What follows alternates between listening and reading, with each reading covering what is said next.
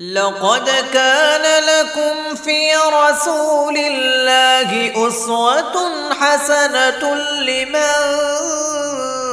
كان يرجو الله لمن كان يرجو الله واليوم الآخر وذكر الله كثيرا نحمده ونصلي علی رسول الکریم اما بعد صحیح البخاری کتاب الایمان باب نمبر 31 حدیث نمبر 41 باب حسن اسلام المرء باب ہے آدمی کے اسلام کا خوبصورت ہونا حسین ہونا۔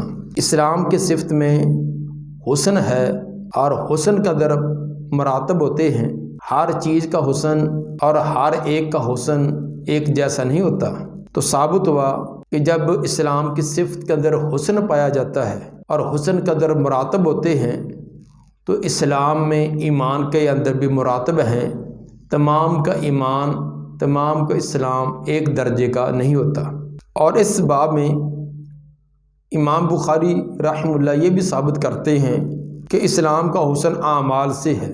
اسلام کا حسن اعمال سے ثابت ہوگا، ورنہ اقرار اور تصدیق اس سے تو ظاہر نہیں ہوگا کہ فلاں کا ایمان کا اسلام کا درجہ کون سا ہے، یہ اعمال سے ثابت ہوگا۔ تو گویا کہ اعمال جو ہے یہ اسلام اور ایمان کا حسن و خوبصورتی کا ذریعہ ہے۔ اس میں رد کیا ان لوگوں کا جو کہتے ہیں کہ صرف اقرار اور تصدیق ہی نجات کے لیے کافی ہے، اعمال کی کوئی ضرورت نہیں ہے۔ تو جب اعمال کے ساتھ ایمان کا حسن اور خوبصورتی نہ پیدا ہوگی تو اس کے بغیر نجات کا تصور کیسے کیا جا سکتا ہے؟ اور اس میں ان لوگوں کے رد کیا جو کہتے ہیں کہ گناہ اور جرائم اور اعمال کا چھوڑ دینا اس سے ایمان کا کوئی نقص نہیں ہے۔ جب اعمال کرنے سے اسلام اور ایمان کا حسن اور خوبصورتی پیدا ہوتی ہے تو ان کے ترک سے حسن اور خوبصورتی میں فرق آئے گا۔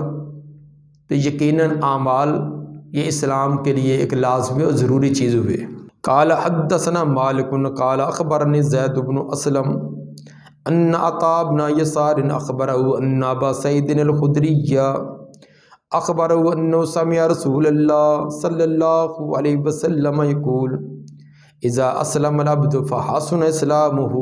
سیدنا ابو سعید خدری رضی اللہ تعالیٰ عنہ فرماتے ہیں کہ رسول مقبول صلی اللہ علیہ وسلم کو یہ فرماتے ہوئے میں نے سنا کہ اذا اسلم العبد، جب کہ بندہ اسلام لاتا ہے، فحسن اسلام ہو، اور اپنا اسلام خوبصورت کرتا ہے، اچھا کرتا ہے۔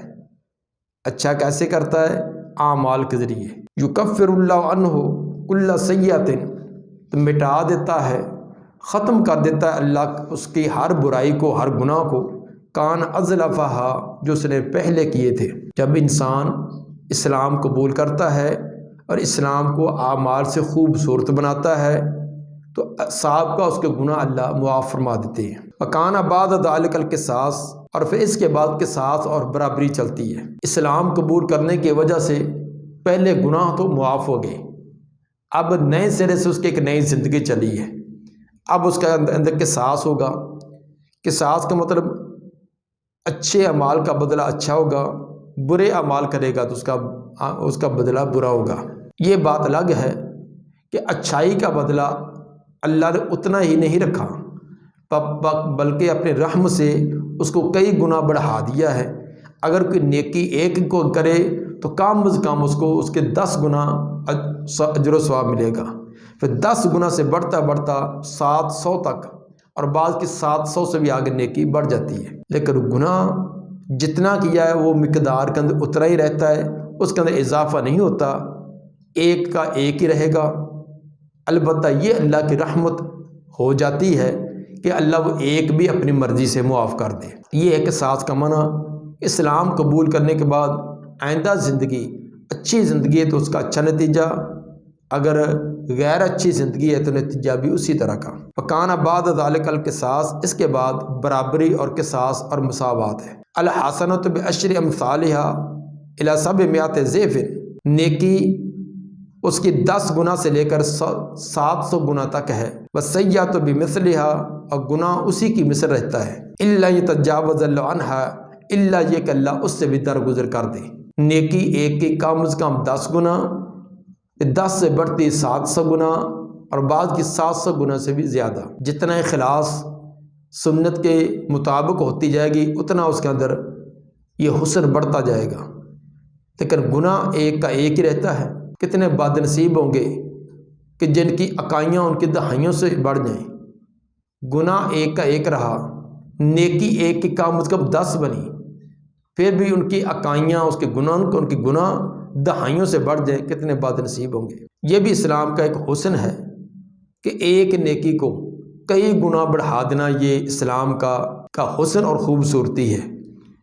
اور گناہ ایک کا ایک رہنا، اس کے اندر اضافہ نہ ہونا، بلکہ اس کو بھی مٹا دینا اور ختم کر دینا، یا تو بندے کی توبہ کی وجہ سے یا کسی نیک اور صالح اعمال کی وجہ سے، تو یہ بھی اسلام کی حسن اور خوبصورتی کی علامت ہے۔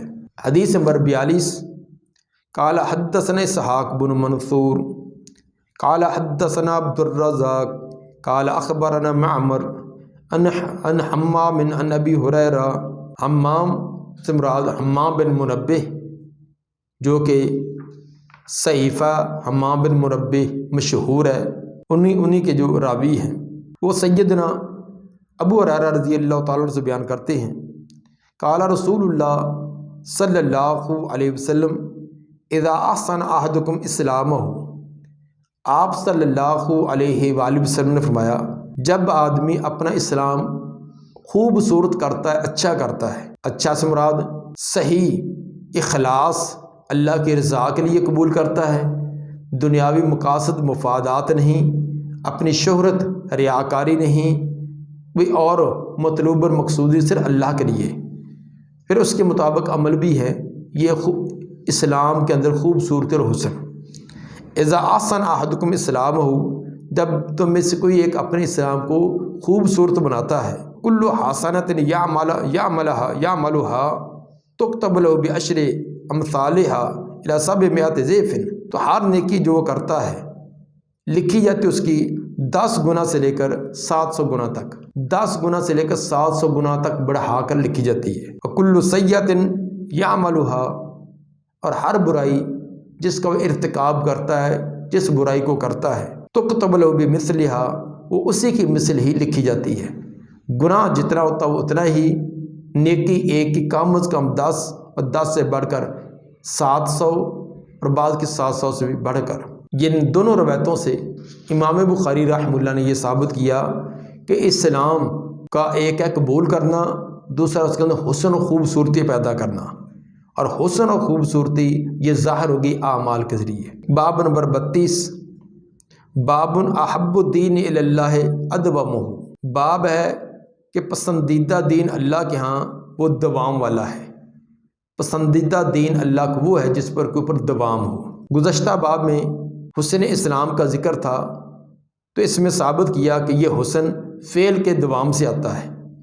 اب صاف ظاہر ہے کہ پسندیدہ دین اللہ کا نزدیک وہ جس پر دوام ہو، دوام سے مراد جس پر عمل کیا جائے، اور عمل بھی ایسا ہو جس کے اندر دوام پایا جائے، تو عمل کے اندر دوام ہوگا۔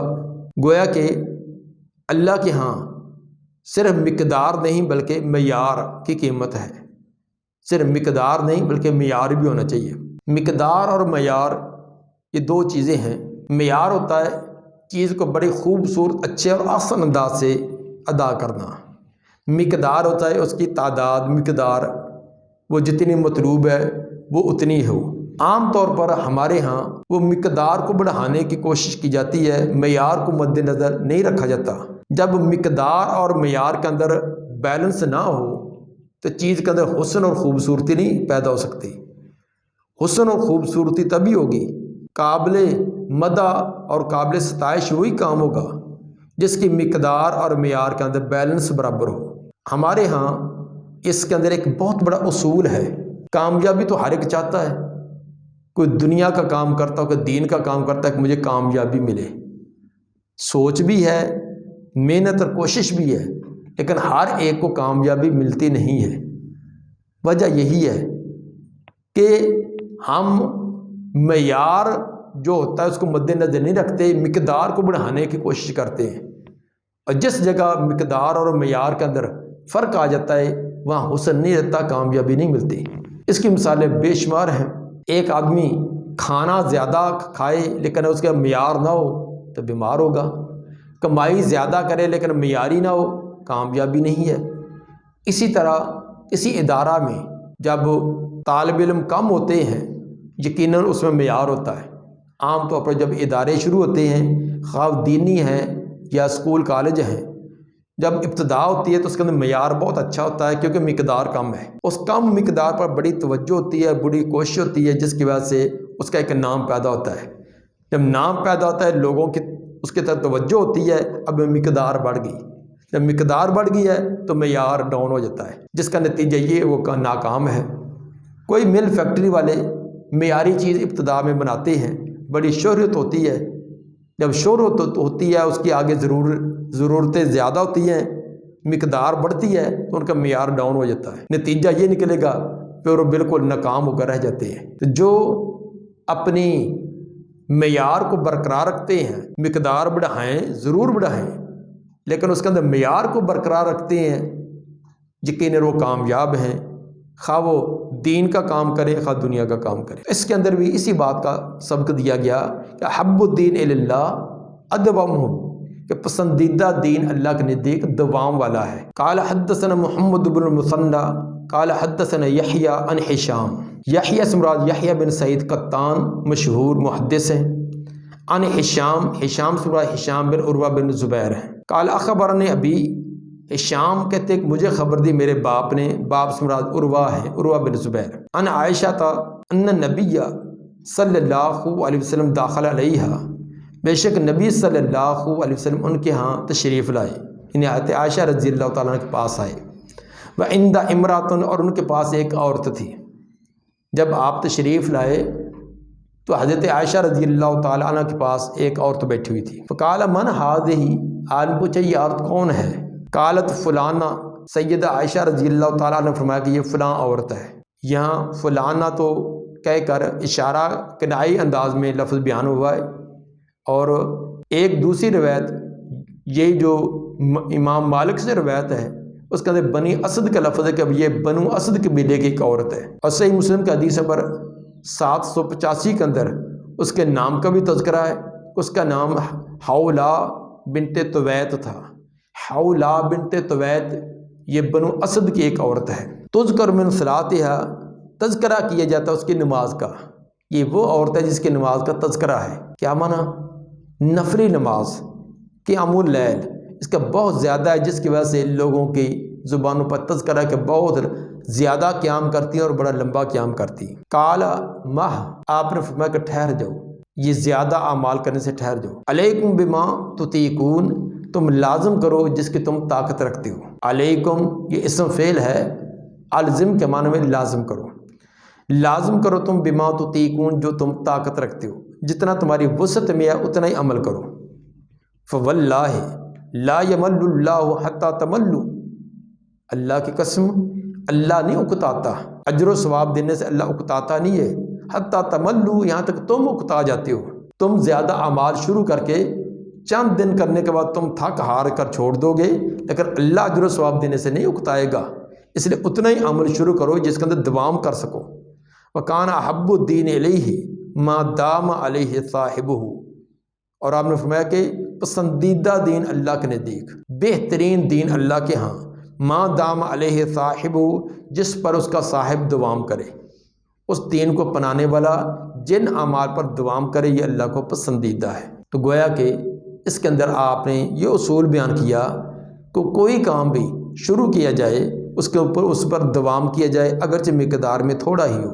اگر مقدار کے اندر اس کو بہت بڑھا دیا جائے تو یا تو اس کو اچھے انداز سے نہ کیا جائے، جب چند دن کرنے کے بعد چھوڑ دیا جائے تو وہ پسندیدہ نہیں رہے گا۔ مثلا ایک آدمی رات کا قیام وہ 11 رکعت کی بجائے وہ 20 رکعت کا قیام کرتا ہے، 30 رکعت ادا کرتا ہے، اور ایک جب وہ 11 8 نوافل اور 3 وتر پڑھتا ہے۔